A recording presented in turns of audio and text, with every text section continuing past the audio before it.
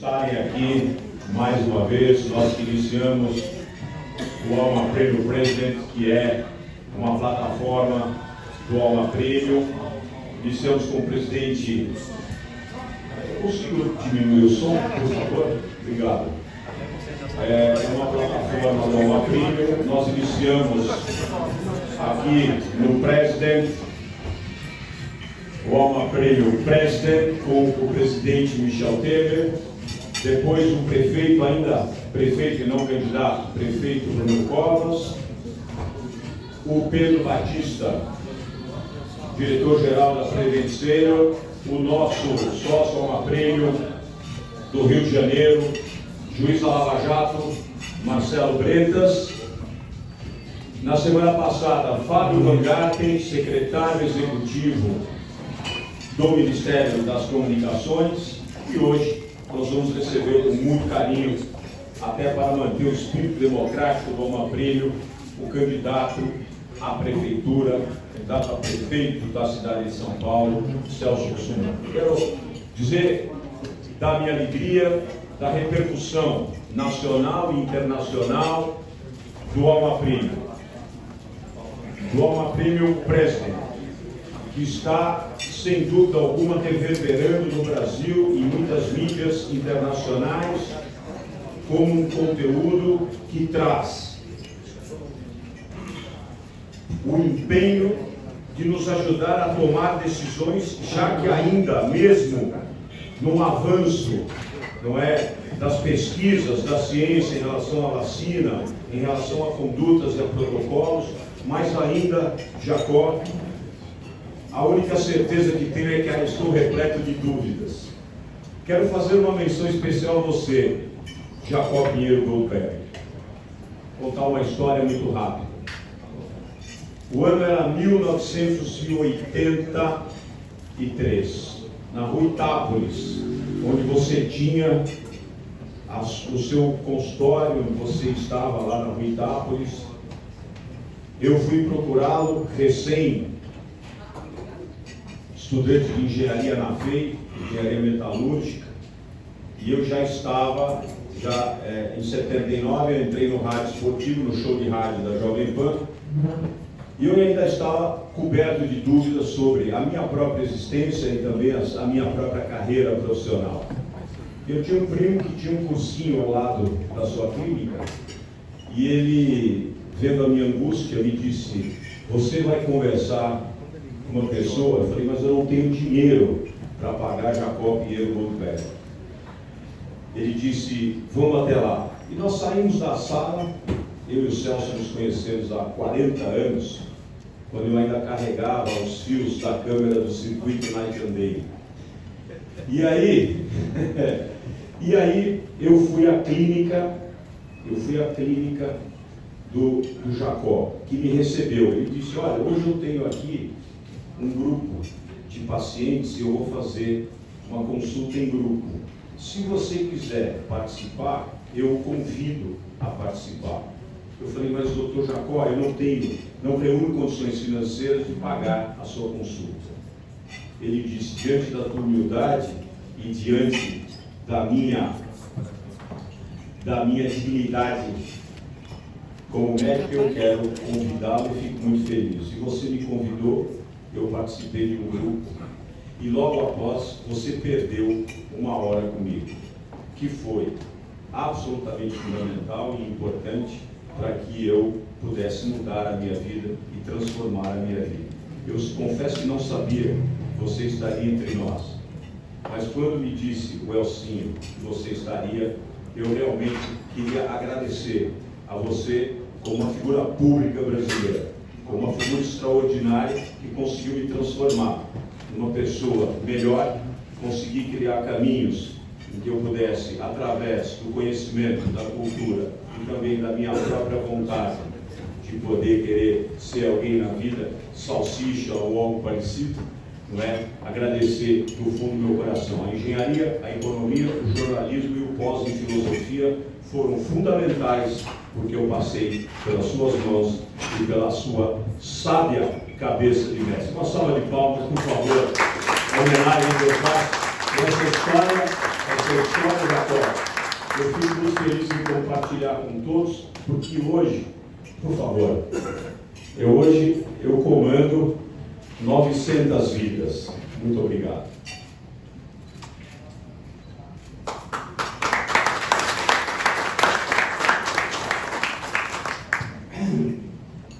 Quando eu estava sentado,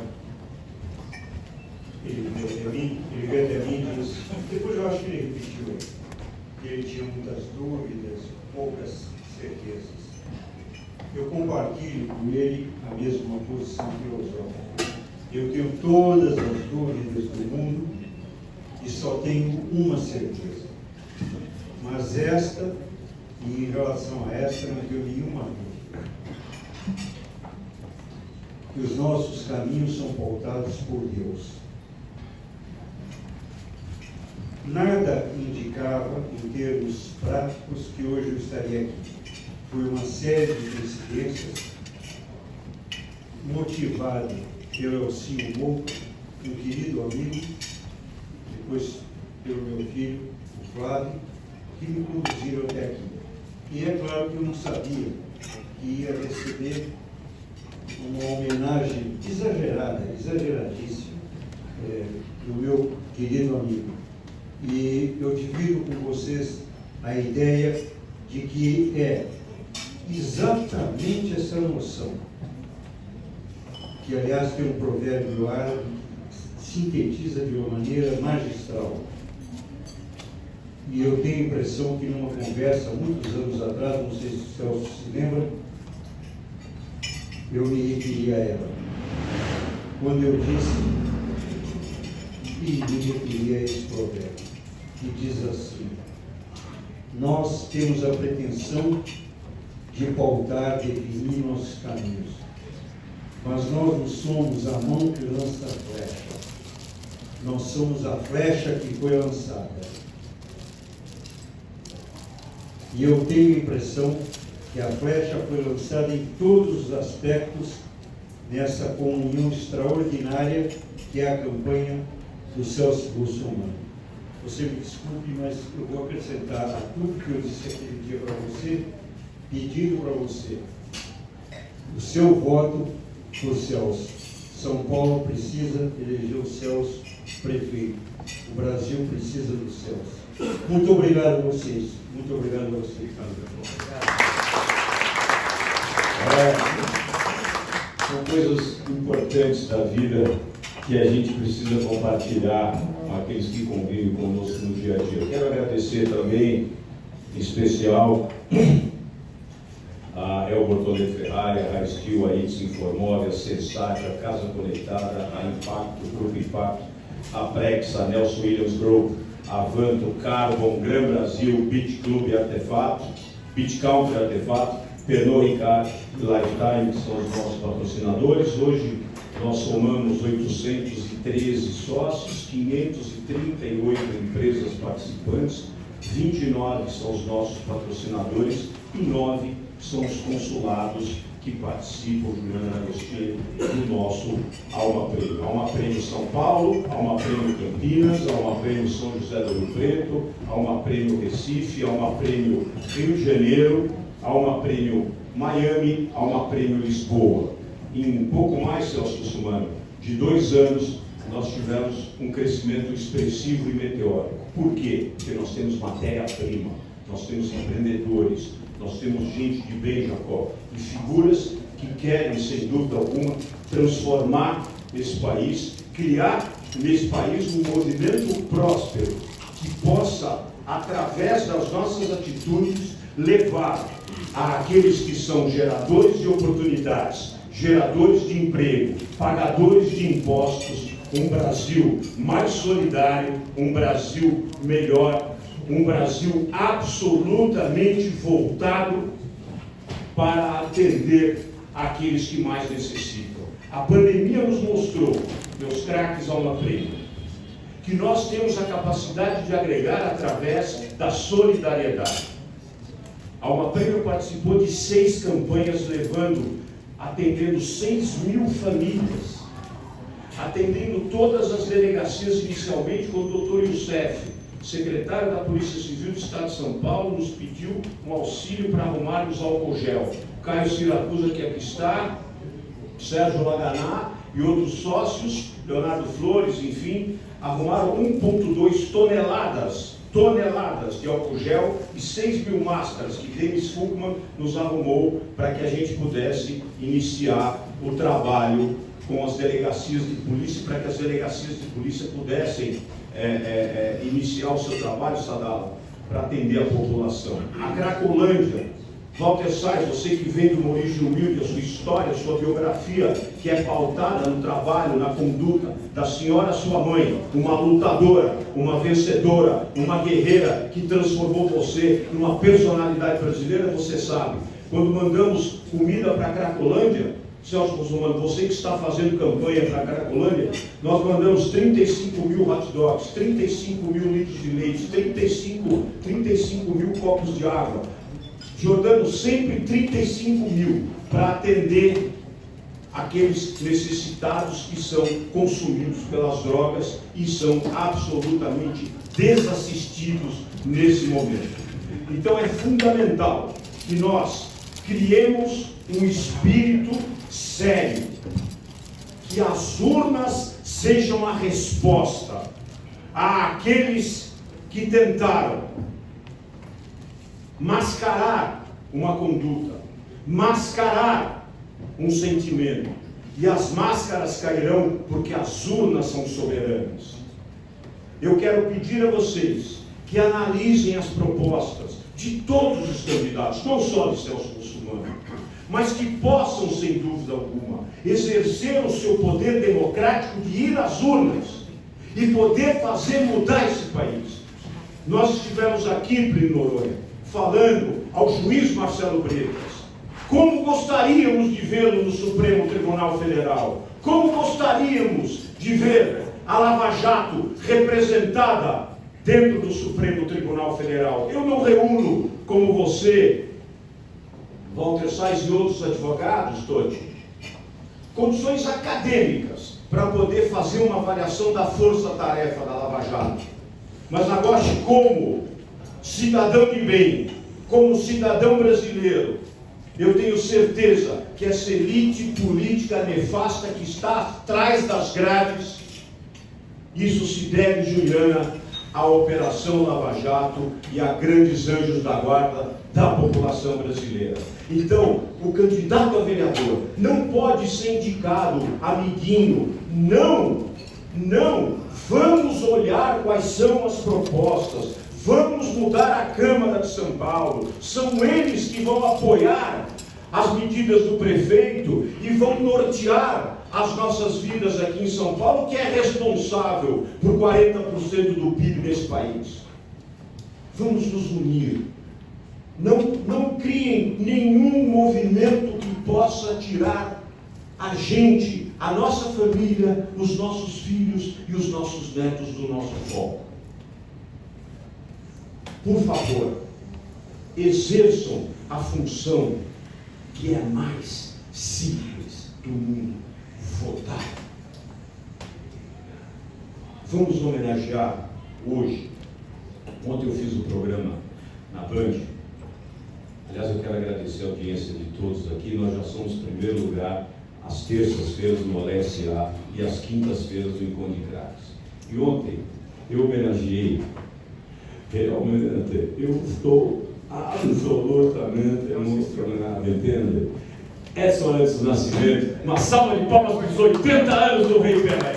80 anos de um negro que mudou a história do mundo, um negro que mudou o futebol nesse país, um negro que fez as grandes autoridades do mundo se curvarem diante de sua majestade, um negro que mostrou que a bola pode ser um instrumento de paralisação de guerras, um negro que abraçou esse país, um negro que abraçou o mundo. Pelé, ontem, o Pelé me assistindo lá do Guarujá, eu quase fui às lágrimas, Jacó, porque recebi mensagens do Edu, do Clodoaldo, do Serginho Chulapa, de outros jogadores, Muricy Ramalho, Milton Cruz, enfim, uma legião. Caio Siracusa está aqui e vários de vocês que me mandaram mensagem, mas uma legião de pessoas, Orlando, que me emocionou. Pelé, muito obrigado. Senhoras e senhores, meu amigo há 40 anos, mais uma vez tem a chance de ser prefeito da cidade de São Paulo. E eu tenho certeza que você amadureceu. Vem para cá, Celso Russomano.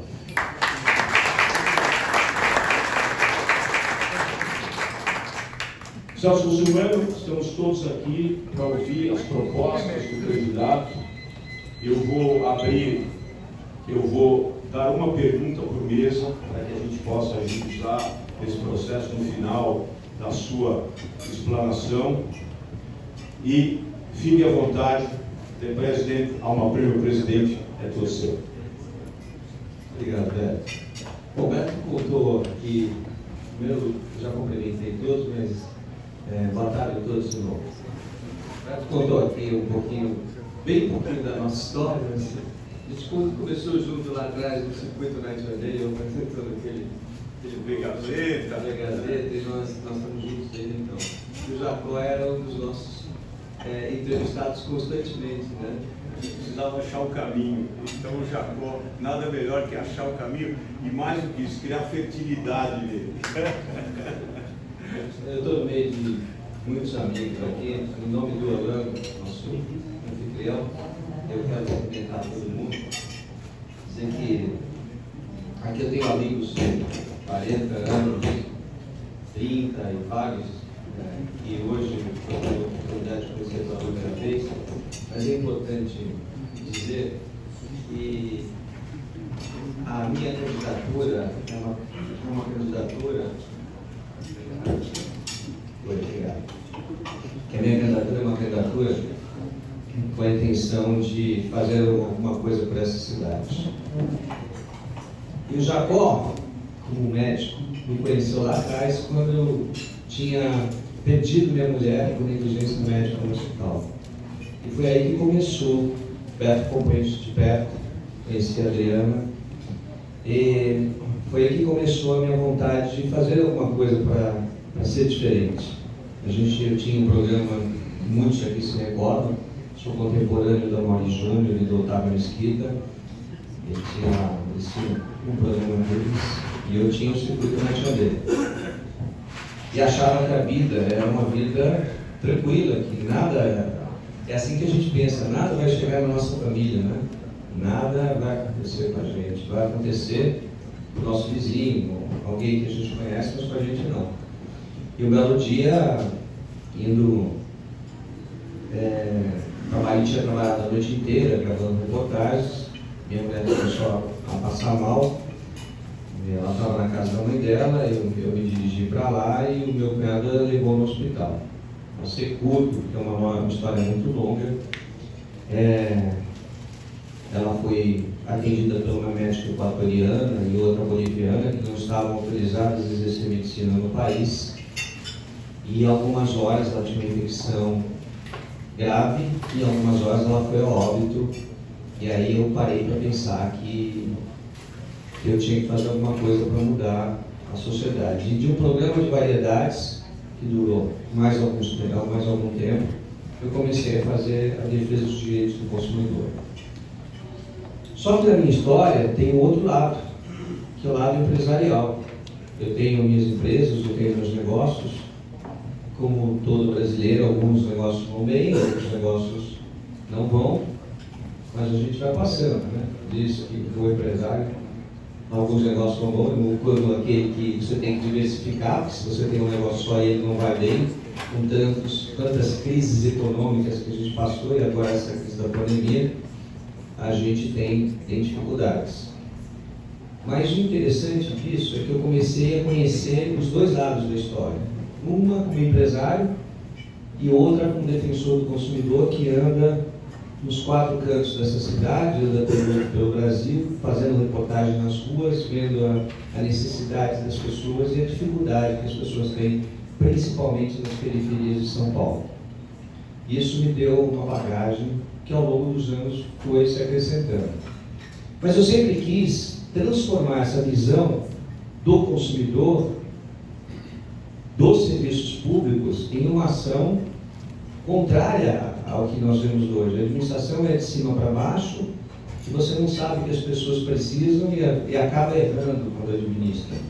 O ideal é você ter um olhar da ponta do usuário, do consumidor, do serviço público, para a gente poder ajudar essas pessoas. Mas o mais importante é saber que sem geração de emprego e sem prestigiar os empresários, a gente não vai a lugar nenhum. E o que a gente vê no Brasil é exatamente o contrário, né? Uma carga tributária pesadíssima, onde muitos não conseguem pagar, outros acabam achando o caminho para desviar do processo tão complicado que é essa carga, e nós não temos tranquilidade, nunca temos tranquilidade. Então, o primeiro ponto para mim é o seguinte: é geração de emprego, é a volta da economia na cidade de São Paulo? É, mas baixando a carga tributária do município. A gente perdeu as empresas prestadoras de serviços para os nossos vizinhos do entorno, né? Para a cidade do entorno. E hoje, quando a gente pega o nosso celular, a gente liga para operadoras de telefonia, o sotaque do Rio Grande do Sul, ou o sotaque de Minas Gerais ou do Nordeste. Eram call centers que davam o primeiro emprego para as pessoas, que chegavam a ter 4, 5 mil pessoas. Agora, as últimas que estão indo embora são as franquias, porque a Prefeitura de São Paulo fez o favor de discutir o royalty lá no Supremo Tribunal Federal. Então, além de pagar pela prestação de serviço os 5%, que é um imposto caríssimo, considerando que o entorno cobra 2%, eles resolveram que tinham que tributar também a locação do nome, a expertise que é o royalty. E o Supremo Tribunal Federal, acuado, achando que ia quebrar a cidade de São Paulo ou as cidades brasileiras, resolveu que o royalty também tem que ser pago. Ou seja, ele viabilizou as empresas, as franquias, e elas estão indo embora. São Paulo tive uma reunião com o presidente da Associação Brasileira das Franquias, franchise, e algumas últimas estão saindo daqui. Aí a gente vê a situação que a gente vê, o epicentro da Covid-19 e as portas fechadas. O Orlando aqui, se não fosse empresário e tivesse outras atividades, esse restaurante não estaria aberto. Porque teve que, logo depois da inauguração, pouco tempo depois, ter que bancar isso aqui fechado, com todos os custos, né? E não precisamos ficar falando de funcionários, dos custos todos que nós temos, né? Os encargos sociais, de tudo que a gente recorda. E eu acho que a visão que o governo adotou é uma visão errada. Respeito a atitude deles, mas não concordo. Não concordo porque nós fechamos metade dos restaurantes de São Paulo. As empresas, a gente anda, recebi uma foto agora do centro de Santo Amaro. A maioria das lojas estão fechadas, não por conta da Covid, porque não vão abrir mais, porque não conseguiram arcar com os custos de aluguel e seus funcionários e uma série de outras coisas. E nós vamos enfrentar daqui para frente um caos. Que nós vamos precisar retomar a economia dessa cidade, porque o orçamento de São Paulo vai cair em 2 bilhões de reais. E aí os investimentos vão por terra abaixo. E aí todo mundo me questiona: Celso, mas por que você está tão colado no presidente Bolsonaro? Por vários motivos. Primeiro, porque eu sou amigo dele desde 1995. Né? E não podia ser diferente. Né? Amigo que é amigo não trai. Começa por aí. Eu tenho amigos aqui de tantos anos, né? O Gil, o Gil sentado. O Gil cuida da segurança da minha casa, a empresa de segurança. Há 25, 26 anos você cuida da segurança da minha casa, é isso? Né? É um sofredor, prestador de serviço, empresário que está cheio de problemas por conta da crise, por conta da pandemia, como todos nós estamos. Então o presidente Bolsonaro, ele impediu que nós tivéssemos os supermercados saqueados em São Paulo. Porque a grande verdade, gente, para eu que saí para as ruas, depois que começou a pandemia, no primeiro dia, e que começaram a elevar os preços dos produtos, né, como o botijão de gás, que continuava sendo vendido pela Petrobras por R$20, R$23, e chegou na ponta a R$150. A gente vai falar, poxa, a gente não faz diferença, mas para uma pessoa de baixa renda, R$150 um botijão de gás, quando deveria estar custando 70, é impossível. Então apareceram alguns no meio do caminho que começaram a se aproveitar da situação e alertar um desabastecimento que não era verdadeiro. Eu fui para as ruas e comecei a andar nas periferias, lutando para que as coisas andassem da forma correta. E ouvindo as pessoas nas periferias, eu ouvia relatos assim, olha, semana que vem já não vai ter mais nada para comer em casa. E aí veio o auxílio emergencial. E eu relatei ao presidente Bolsonaro, olha, Bolsonaro, nós temos problemas sérios. E esse povo, se não tiver uma ajuda, vão saquear os supermercados. Não porque queiram fazer baderna, mas porque tem que sobreviver. Porque são pessoas que estão na economia informal, são autônomos, aqueles camelôs que andam pelas ruas vendendo, que, enfim, todos perderam suas atividades e todos foram obrigados a ir para dentro de casa. Só que a realidade dessas pessoas é 4, 5 pessoas, 6 pessoas dentro de um ou dois cômodos. Não é a nossa realidade. Então, quando a gente diz assim, vamos manter o distanciamento existe aqui na classe média alta, não existe distanciamento na periferia. Porque a criança também, numa habitação de 2 ou 3 cômodos, não brinca dentro de casa, brinca na rua, brinca com as outras crianças, joga bola. Só a gente para a periferia, a gente vai ver o dia inteiro a criançada na rua, passa o carro, eles param de jogar bola, o carro volta, está pintado no chão. Então, o que provocou essas atitudes, por falta de conhecimento vindo de cima para baixo e não vivenciando a periferia, criou o epicentro aqui da pandemia e o caos, principalmente na economia, por falta de sensibilidade. Eu teria feito diferente, tenho falado isso constantemente nas minhas entrevistas, teria feito diferente. Porque a Europa, 30 dias depois da chegada da Covid, já estava retornando às aulas. Que história é essa? Quebramos todas as escolas particulares, só as grandes estão ficando. Esse ensino infantil, a maioria está quebrado. E um desemprego em massa. Então precisamos retomar isso. Como é que nós vamos fazer? Vamos, escalonadamente, não dá para fazer da noite para o dia, mas vamos começar a redução do ISS. Vamos rever o IPTU e parcelar, porque o IPTU ele foi avaliado quando os votos estavam em alta, né, em São Paulo. Aí desvalorizou tudo, o IPTU não baixa, ele continua aumentando. Então não é o valor real de fato como está ali no texto da lei. Mas é muito mais do que isso. Além de proporcionar a geração de emprego, de a gente buscar imposto, eu tenho no presidente Bolsonaro ajuda para trazer o projeto Casa Verde e Amarela e impulsionar a indústria da construção.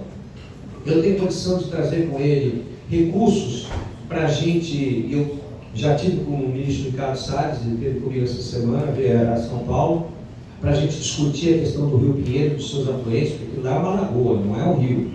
Ali tem 2 comportas, uma de um lado, que é no Cebolinha, e o outro do outro lado na Pedreira.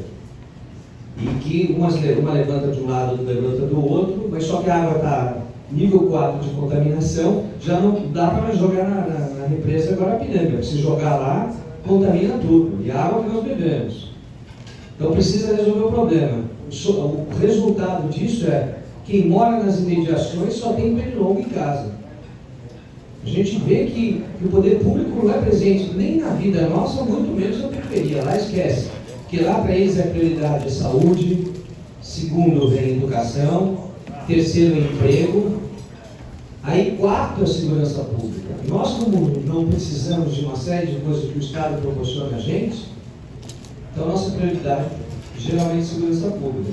Só que a questão da saúde e da preservação ambiental está vindo para cima da gente agora.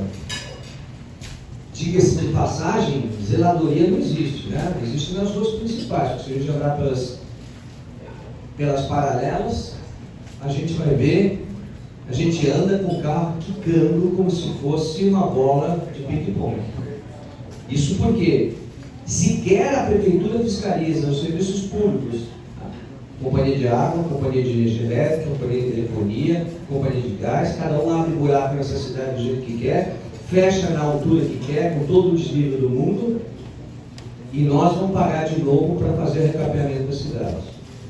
Então, o recado que eu queria deixar aqui, depois eu vou responder as perguntas, é o seguinte: se a gente não promover a geração de emprego, se a gente não trazer de volta as empresas para a cidade, se a gente não incentivar a construção civil, através inclusive dos retrofits que tem que ser feito no centro da cidade. E aí você pergunta para os empresários da construção, por que, Celso, né, a coisa não anda? Por que ninguém faz um retrofit se nós temos 700 prédios no centro da cidade notificados pela prefeitura porque estão fechados? E 70, mais ou menos, quase 60 e poucos prédios invadidos pelos, hoje com teto, porque estão invadindo o prédio, mas por aqueles sem tetos, ou seja, moradores em situação de rua. E aí você pergunta, por que não faz um retrofit? Porque não tem legislação para isso e não fizeram. E a legislação é tão burocrática que na hora que o cara vai adquirir o prédio e vai tentar fazer um projeto de reforma, a primeira coisa que o bombeiro vai dizer para ele é assim: a legislação determina, tem que ter 1,20 m de largura escada. Ele disse, mas não tem 1 metro, porque na década de 50, 60, 70 se construía com 1 metro. Então, meu amigo, derruba esse cara, derruba o prédio. Então ninguém faz nada, o centro da cidade está do jeito que está, 28 mil moradores em situação de rua. Quem quiser ser meu convidado, a gente pega uma van e vai por volta das 18 horas à Praça da Sé, o pátio do colégio. A gente vai ver centenas de barracas montadas de moradores de rua, que são desmontadas do seguinte, e que infelizmente criam uma insegurança tremenda no centro da cidade. E aí muita gente prometendo, vamos revitalizar o centro, vamos melhorar a cidade. De que jeito? Se a gente não cuidar primeiro dessas pessoas. Então, existe recurso no governo federal, nós vamos buscar esse recurso. Então, esse é um dos motivos em que eu fico muito honrado de ter o Bolsonaro do meu lado me apoiando. Pode ter gente que não concorda com as atitudes dele, ou não gosta dele por qualquer motivo, mas uma coisa eu posso dizer para todos aqui, com certeza absoluta, porque eu convivi com ele todos esses anos no Congresso Nacional. Ele é uma pessoa bem intencionada. Esse é o primeiro ponto. E o segundo, ele não é bandido. E não vai se tornar, tenho certeza absoluta. Então eu queria deixar o espaço para as perguntas, porque eu acho que nas perguntas eu tive as dúvidas, e o Beto, nosso condutor, meu amigo 40 anos, acho que é um pouquinho mais de 40, né, meu amigo? Você é mentira um pouco, está mentindo um pouco. Mas é para a gente não dizer quanto a gente tem de idade. Mas eu quero me colocar à disposição para que a gente converse um pouquinho, porque eu acho que na conversa eu consigo falar um pouquinho mais a respeito das coisas que todos aqui precisam ouvir. Obrigado, Beto. Antes das perguntas, todas as sextas-feiras, Celso, a gente presta uma homenagem, vamos sair um pouquinho mais para cá, a Marcinha, nossa diretora, que está exigente hoje. Né? Aliás, eu quero agradecer você, Márcio, Léo, Luiz e todo o time comandado aqui pelo Eric Jacan, do The President, todo o time President, mais uma vez, por nos receber, Orlando, com muito carinho, com muita alegria e principalmente uma comida das mais bem elaboradas do Brasil e do mundo.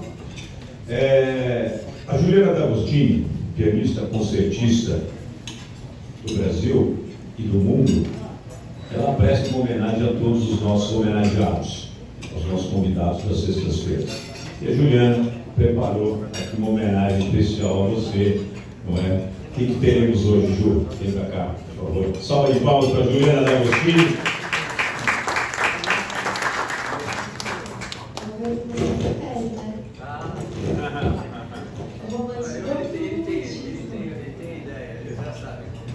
O Celso gostaria de uma música clássica que tivesse em seu teor a brasilidade, não é? A paulistanidade, é isso, se é a palavra, não é? Teria São Paulo, teria o Brasil e teria o mundo na composição. Por favor, pode ser? Eu vou pegar um trecho do clássico nacional que a gente que é o que você gosta. É uma versão do hino nacional, na verdade é uma versão com variações. Mas eu vou tocar só um pedaço, porque ela tem mais versões. Muito bem, então vamos prestar essa homenagem a Juliana e quero dizer que na semana que vem nós receberemos aqui o senador Major Olímpio. No dia 6 ainda, me reservo o direito de informá-los via Alma Premium, pessoalmente. Estamos aí, nosso senador Jordano e todo o time aí envolvido com o governo federal também está criando a pauta do dia 6. No dia 13 nós teremos a presença do Reinaldo Carneiro Bastos, presidente da Federação Paulista de Futebol, e Mauro Silva, tetracampeão mundial, vice-presidente da Federação Paulista de Futebol, no dia 13 de novembro. No dia 20, feriado, não teremos Dia da Consciência Negra. Aliás, ontem lá na Bandeirantes, Celso Elcinho, nós vamos levantar uma bandeira que eu gostaria que as autoridades também entrassem nessa onda positiva de ser o Dia da Consciência Negra e o dia de Pelé, Edson Arantes do Nascimento. Nós não temos uma homenagem a Edson Arantes do Nascimento do Brasil. Não adianta esperar ele morrer para a gente poder fazer. Eu vi na sua campanha que você homenageou o Pelé, e a gente não precisa esperar, né, Celso? O ídolo morrer para poder prestar homenagem. Nossa, canal sim, né? É o canal. Essa turma mais aqui da minha, a turma nossa de 60 anos sabe bem, não é? O canal 100 no cinema. Juliana D'Agostini, tudo pronto aí? Pode ser? Pode. Por favor.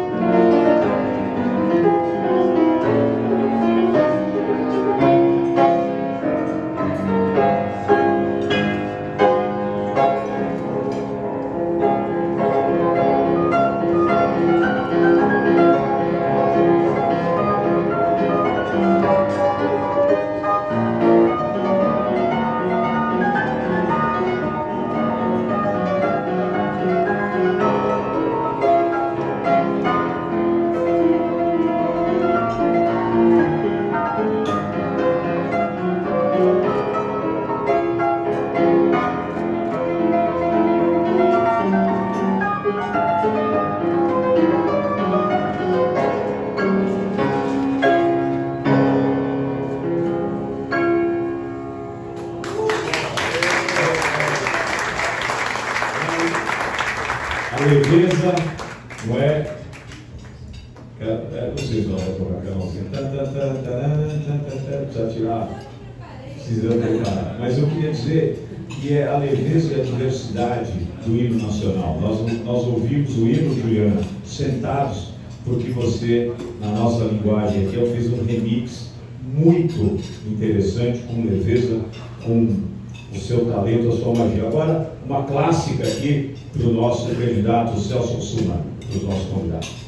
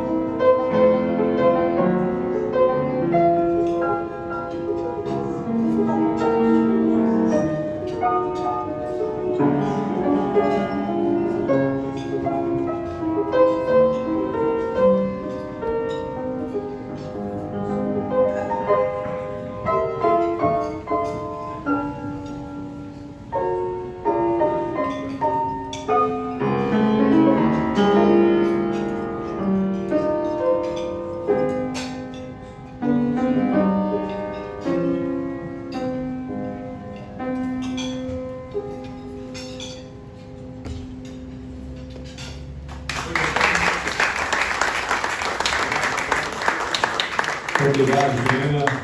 Como sempre, trazendo alegria, enchendo a nossa alma de alegria. Mas eu quero registrar aqui e pedir a vocês que rendam as homenagens.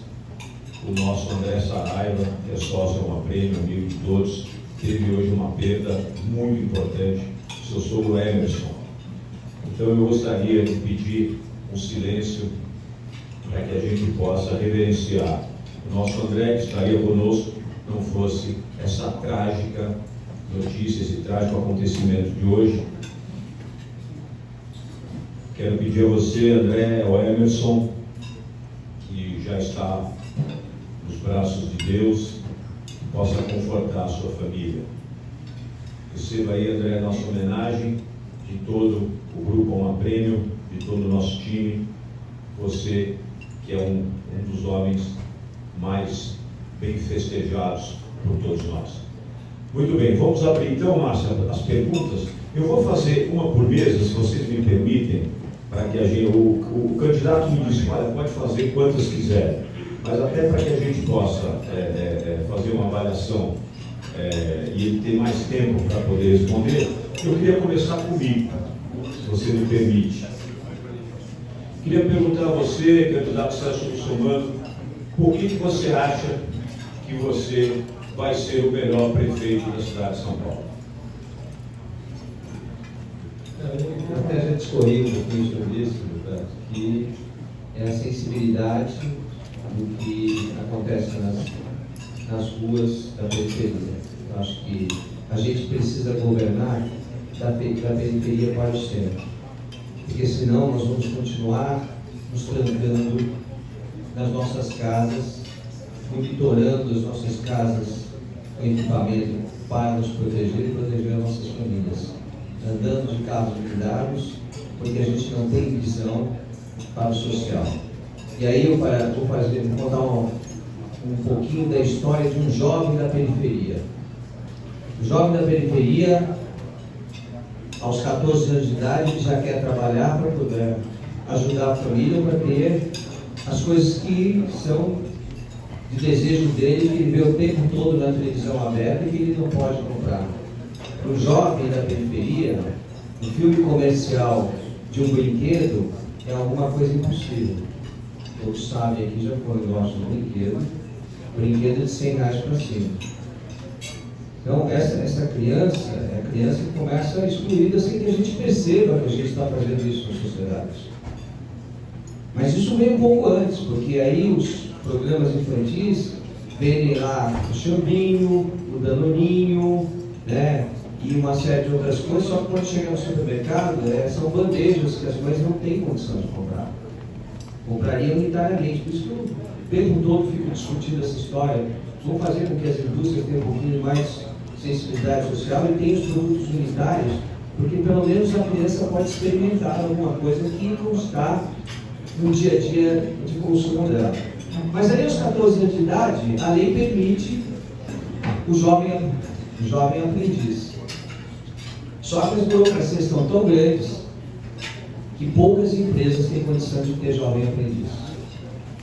E aí, aos 16 anos de idade, ele volta, porque ele pode trabalhar, e os empresários pensam e têm medo de contratar um jovem que está prestes ao serviço militar, porque esse jovem vai, se for engajado, ele vai ficar durante 1 ano, às vezes 2 anos no serviço militar, pode ficar até 7 anos, e quem vai pagar os encargos sociais é o empresário.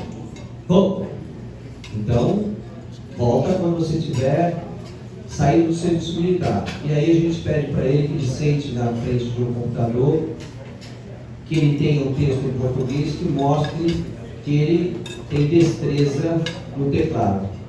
Esquece. Não vai acontecer. E aí esse jovem volta para frente da casa dele e fica o dia todo lá na porta da casa, mas aí ele vê um outro jovem perto dele, que mora do lado, ou mora um quarteirão de distância, que tem carro, que leva as meninas para o cinema ou para a lanchonete, e faz coisas básicas que não estão ao alcance dele. E esse jovem começa a ser o herói dele. Só que esse jovem tem essas condições, tem condições um pouquinho melhores, está no tráfico, está no crime. E nós estamos empurrando os nossos jovens que não têm sequer opção de lazer nas periferias. Não existe. Por isso eu quero transformar as escolas no final de semana em espaços de lazer, de esporte, de reposição de aula e de games. O sonho deles é ter um computadorzinho para jogar um game, com professores de game. Nós temos times brasileiros hoje que chegam na final dos campeonatos mundiais de game. Então, a gente precisa olhar para esse pessoal. Olhar se a gente quiser melhorar a qualidade da sociedade, porque a questão da segurança pública não é só uma questão de polícia na rua fazendo prevenção, né? Polícia preventiva ou ostensiva. É mais que isso. É evitar que os nossos jovens acabem, por falta de opção, nas ruas assaltando e trazendo segurança para a gente. Então esse seria talvez o melhor motivo para que eu queira ser candidato a prefeito, já sou, ou seja, prefeito de São Paulo, para a gente começar a olhar de uma forma diferente e com a ajuda da sociedade organizada, ver que os bancos estão dispostos a patrocinar todos os computadores para todas as escolas municipais, a fim de que essa criançada possa jogar o game. Mas espera aí, Celso, por que game? Porque a criança fica rápida no teclado e porque ela aprende inglês ao mesmo tempo. E está provado pela Organização Mundial de Saúde que as crianças que jogam games elas são mais ágeis do que as crianças que não jogam. Nós temos dos 7 aos 17 anos, candidato Celso Russomano, 39 milhões de crianças que estão envolvidas com e-games, são conectadas com o Brasil e o mundo. Essa legião de pessoas é tão fundamental porque nós precisamos, através do futebol, e aí vai aí também um pedido ao candidato que pense muito em trabalhar ao lado da Federação Paulista de Futebol para que a gente possa ter no futebol e também na educação um berço de oportunidades para essas crianças a que você se referiu, carentes, e as comunidades carentes. Nessa semana nós entramos, o Alma Prêmio entrou junto com o Edu Lira, do Gerando Falcões, que atende comunidades. O Alma Prêmio vai desenvolver um trabalho ainda maior, inspirado que fui pelo Luiz e pelo Marcelo Brando, pelo Caio Siracusa e pelo time de pessoas que foram à favela ou às favelas para levar 6 mil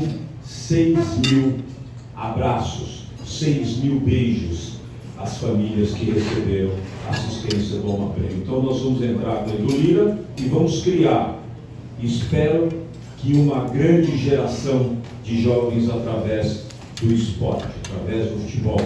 Eu acho que é fundamental que a gente consiga, através dos nossos acessos, isso. Vamos lá.